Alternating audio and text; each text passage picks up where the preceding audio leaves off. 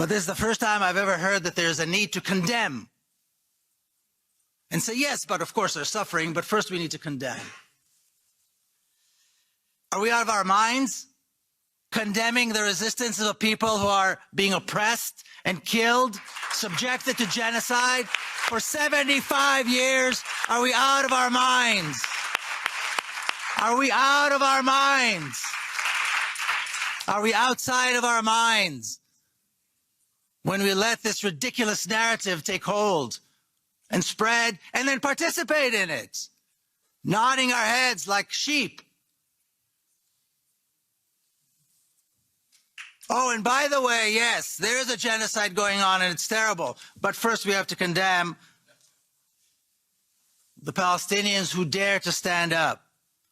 Palestinians who have shown an ability to sacrifice and amounts of courage that, as far as I can remember, are unprecedented, facing this horrific, horrific oppression.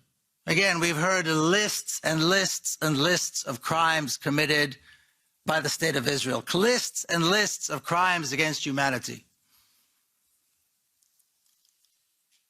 And there's always seems to me like there's a little bit of a sense of surprise, a little bit of shock, a little bit as though this was somehow not predictable. What we are seeing now in Gaza was not only predictable, it was preventable. And we did not prevent it. The previous massacre in Gaza was predictable too, and that was not prevented.